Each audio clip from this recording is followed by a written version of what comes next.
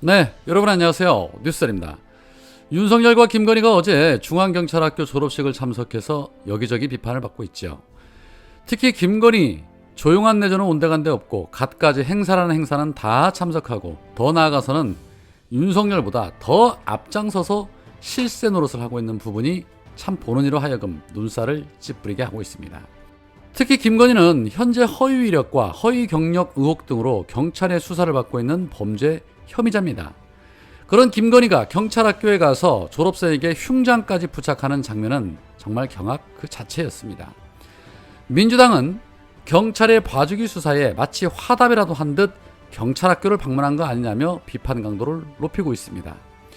현재 경찰은 김건희의 허위 이력과 경력 등에 관한 수사 결과를 다음 주에 발표하기로 예고를 했는데 이미 무혐의 결론을 내려놓고 언론 플레이를 하는 것으로 보여지기 때문에 민주당에서도 이러한 주장들을 내놓는 것입니다.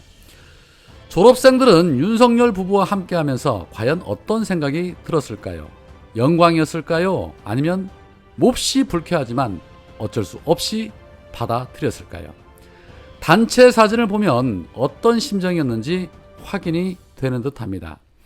문재인 대통령 부부가 찍은 사진 속에서는 학생들이 환하게 밝은 표정으로 웃는 모습을 볼 수 있고 윤석열 부부와 함께 찍은 학생들은 표정이 어둡다는 것을 확인할 수 있습니다. 이런 표현이 적절할지 모르겠지만 변발받다는 그런 표정인 듯합니다. 어디에 가도 환영받지 못한다는 것을 이 사진 한 장으로 구분할 수 있습니다. 박지원 전 원장이 어제 한 방송의 인터뷰에서 이런 말을 했죠. 윤석열과 김건희가 밉상이 박혀서 하는 것마다 미운 것이다. 영부인이 흉장을 달아줬으면 순경들이 기분이 안 좋았겠냐. 밉상이 박혀서 계속 비난 댓글이 쏟아지는 것이다. 이를 불식하기 위해서라도 두 분은 국민이 바라는 것을 하셔야 된다라고 말했습니다. 그러면서 윤석열이 농협 하나로마트를 찾아 아오리 사과를 두고 이거 빨개지는 거냐? 라고 반문한 부분을 언급하면서 대통령이 실수할 수 있지만 국민들은 밉상이니 즐기는 것이다.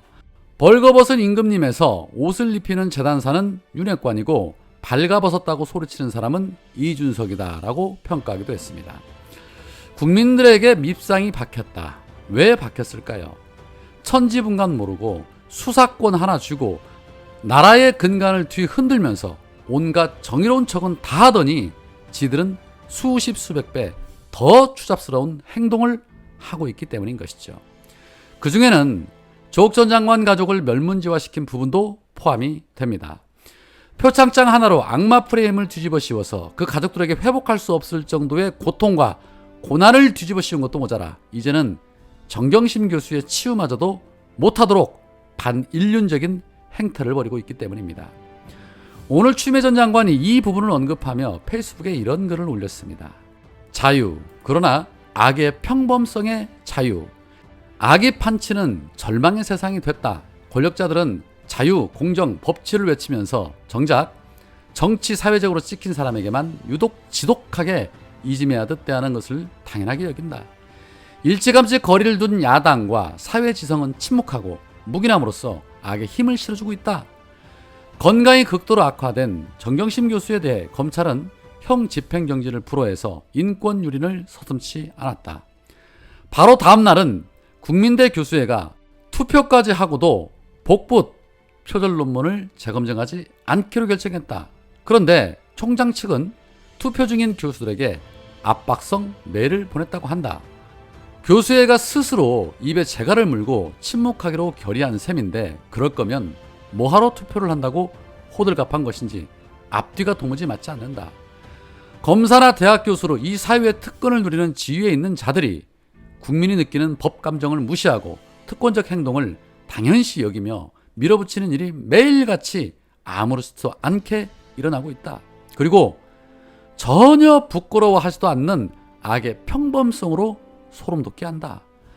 정경심 교수의 문제는 대학 입시의 문제였다면 복분 논문은 가짜 박사와 가짜 교수 신분에 관한 문제이니 죄질이 훨씬 다른 것이다.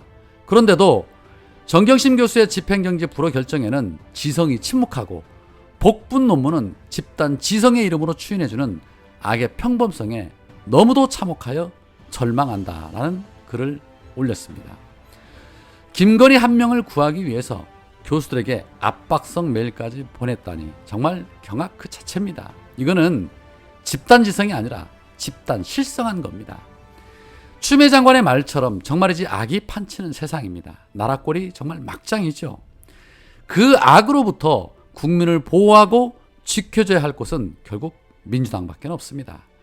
국민을 지켜줘야 할 의무가 있는 민주당도 아무런 대응을 못하고 있는 현실이 더더욱 답답한 현실이 아닐 수가 없는데, 그나마 전당대회가 끝난 앞으로 일주일 후부터는 지금보다는 더 나아질 거라 기대하고 있습니다. 오늘부터 이틀간 민주당 전당대회 합동토론회가 호남 지역에서 있습니다. 호남의 당심이 예전 같지 않지요. 투표율이 상당히 저조한 것으로 알려졌습니다. 자, 그런 가운데 어제 박용진이 이재명 의원에게 민주당 바로 세우기 공동선언을 제안했는데 그 내용이 정말 가관입니다. 박용진이 제안한 내용에는 공천권 내려놓기로 자생당사 사당화 노선과 결별, 악성 팬덤과 결별, 당대표 줄 세우기 결별, 당원 투표 방식 개정, 당대표 독점 윤리심판으로부터 결별 등의 내용을 담고 있었습니다. 일고의 가치도 없는 것들이죠. 이번 전당대회를 끝으로 해서 이런 호박계 의원들 좀 안 보고 살았으면 좋겠습니다. 윤석열에게는 말 한마디 비판도 못하면서 당원과 지지자들과는 전쟁을 치르자는 이런 호박계 의원들, 다음 총선부터는 전부 그 낯짝들 좀 안 봤으면 좋겠습니다. 그리고 민주당을 바로 세우는 길 이렇게만 하시면 됩니다.